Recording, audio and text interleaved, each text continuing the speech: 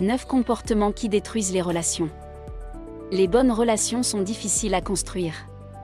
Et elles prennent généralement beaucoup de temps. Vous ne pouvez pas en avoir une en donnant un coup de baguette magique aux gens. Ce n'est vraiment pas si simple. Les relations exigent un engagement fort et un investissement en temps et en émotions pendant un certain temps. Les personnes qui désirent avoir des relations avec d'autres personnes sont gentilles et ouvertes d'esprit. Elles sont également très patientes. Les gens font des erreurs de temps en temps. Si vous n'êtes pas patient, personne ne peut renoncer à une relation qui aurait pu devenir très épanouissante au profit de quelque chose qui n'aurait même pas d'importance, dans quelques jours. Si vous êtes actuellement dans une relation, certains comportements renforcent les relations déjà existantes, et d'autres peuvent les affaiblir. Si vous avez un don pour dire des mensonges, vous ne durerez probablement pas une relation sur quelqu'un d'honnête. Dans cette vidéo, je vais partager avec vous 9 comportements qui détruisent les relations.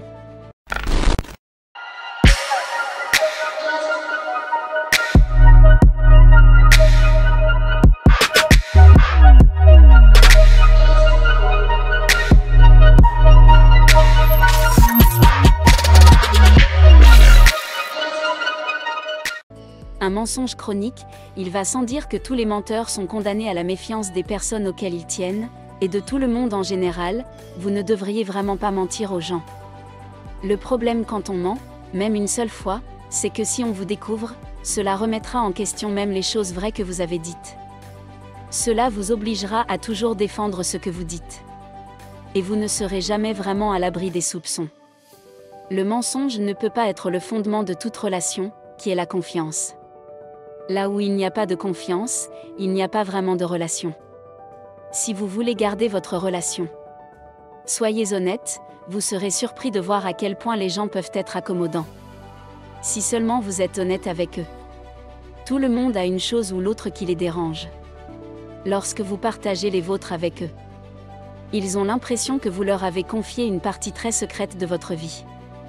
Ils se sentent spéciaux parce qu'ils n'ont pas confié ces informations à d'autres et que vous leur avez fait confiance. Cela peut en fait les attacher à vous et renforcer votre relation avec eux jusqu'à être égoïste.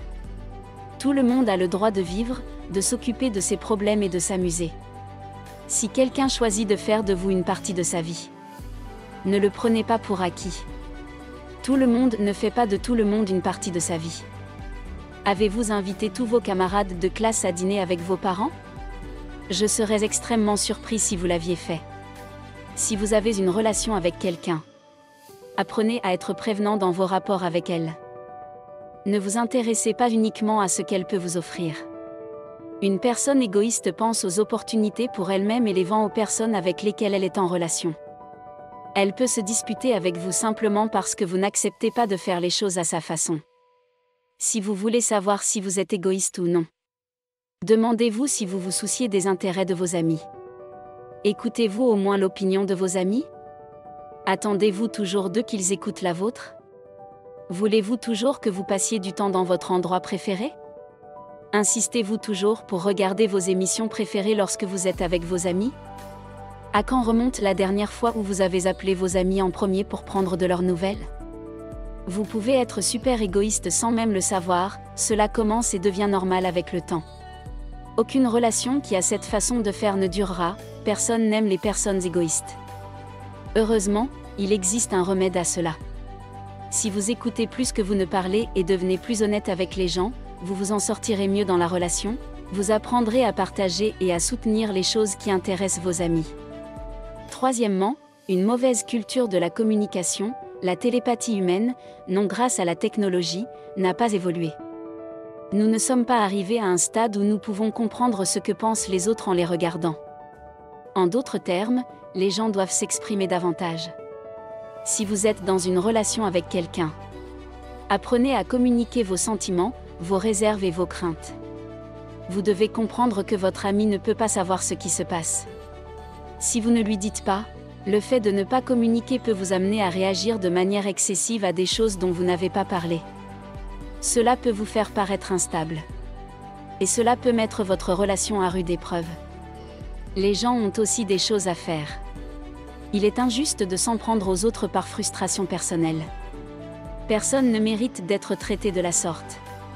Si vous avez besoin de prendre du recul par rapport à votre relation, il est préférable de le faire savoir plutôt que de commencer inconsciemment à pousser l'autre dans cette direction. Il faut du courage pour communiquer ce que l'on ressent aux personnes qui se soucient de nous. Mais si nous voulons qu'il reste, nous devons cesser d'être très secrets. Le mensonge est un cas extrême. Cependant, être trop secret peut aussi être un problème. Si vous êtes dans une relation amoureuse, c'est particulièrement problématique. Prenez-vous toujours votre téléphone lorsque votre partenaire traverse la table pour prendre une tasse de café? Que voulez-vous que votre partenaire pense dans de telles situations? Il n'y a vraiment rien de mal à avoir des secrets. Nous avons tous des secrets. Le problème, c'est d'en avoir trop, surtout si la personne en question est très ouverte et honnête. Prendre des appels téléphoniques clandestins qui changent votre humeur et dont vous ne parlez jamais, sauvegarder les contacts des gens avec des noms différents et partir pour une certaine période sans dire à personne où vous allez. Ou d'autres choses qui peuvent être considérées comme secrètes. Si vous continuez comme ça, votre relation risque de ne plus être géniale. Le problème quand on est secret, c'est qu'on commence à mentir pour effacer ses traces. Et les mensonges ne sont pas compatibles avec les relations. Selon l'Amérique scientifique, le secret est associé à un bien-être inférieur, à une moins bonne santé et à des relations moins satisfaisantes. Peu importe combien de secrets vous avez, apportant dans un ami et certains d'entre eux qui ne sont pas des crimes vous donnera un allié dans vos luttes est une dépendance à la drogue. Votre ami peut vous recommander une cure de désintoxication et ne pas vous juger pour vos décisions. 5. Ne pas respecter vos limites. Lorsque tu es dans une relation avec quelqu'un, apprends à respecter ses limites. Chacun a un espace personnel, un endroit qu'il considère comme sacré, un sujet dont il ne doit jamais discuter et des choses qu'il ne mange jamais. Cela diffère d'une personne à l'autre, mais si elle vous l'a dit, respectez-le et n'en parlez pas. N'ouvrez pas leur ordinateur pour jouer à des jeux vidéo parce que vous connaissez le mot de passe. N'utilisez pas leur Wi-Fi sans le leur dire, ne leur faites pas d'avance physique sans qu'ils le sachent. Ne promenez pas leur chien ou ne mettez pas un sandwich dans le micro-ondes. Parce que vous savez qu'il est là. Ne lui rendez même pas visite en analyse. À moins qu'il ne vous donne une clé. Respecter leurs limites peut vraiment vous faire aimer d'eux. Quand vous ne le faites pas. Même si ce n'est pas intentionnel, ils peuvent supposer que tu es irrespectueux et t'éliminer. Si tout le monde pense que vous êtes comme ça, vous risquez d'avoir un sérieux problème entre les mains. Personne n'a envie de fréquenter quelqu'un qui ne respecte pas les limites. Sixièmement, ne pas tenir ses promesses. Si vous voulez construire la confiance dans n'importe quelle relation. Si vous dites que vous allez faire quelque chose pour eux, faites-le. Ne vous contentez pas de le faire. Mais faites-le au moment exact où vous avez promis de le faire. Vous serez étonné de l'effet que cela aura sur vous. Si l'impression générale que les gens ont de vous est fiable. Vous êtes déjà sur la voie du succès. Ne pas tenir sa promesse est une autre façon de tuer la confiance dans une relation. Si vos amis peuvent se fier à vos paroles, c'est un gros problème. C'est à se plaindre tout le temps. Personne ne veut être ami avec quelqu'un qui ne voit que ce qui ne marche pas dans la vie. De telles personnes sont très négatives pour réussir. Vous avez besoin de beaucoup de positivité et d'une attitude de gratitude. Traîner avec une telle personne ne vous apportera rien de bon. Les gens qui se plaignent ne font pratiquement rien. Si tu es ami avec des gens, essaie de les encourager au lieu de te plaindre et de tuer leurs rêves. Si un ami abandonne une idée que quelqu'un pousse plus tard vers le succès à cause de vous, il est peu probable qu'il reste dans la relation. 8. Travaillez tout le temps. Travailler 24 heures sur 24 et avoir peu de temps pour vos amis n'aidera pas votre relation. Ils ont également du travail à faire lorsque vous annulez toujours pour le travail et que vous ne vous présentez jamais aux événements importants de leur vie. N'attendez pas de magie de leur part. Ils sont humains lorsqu'ils ne prennent plus la peine de vous inviter. Ne te vexe pas. Vous aviez un œuf commun, être manipulateur. Vos amis ont-ils de la valeur pour vous? Est-ce que vous vous souciez d'eux? Si vous vous souciez des gens, pourquoi les manipuler? On a l'impression que c'est vous qui commandez jusqu'à ce qu'on vous découvre.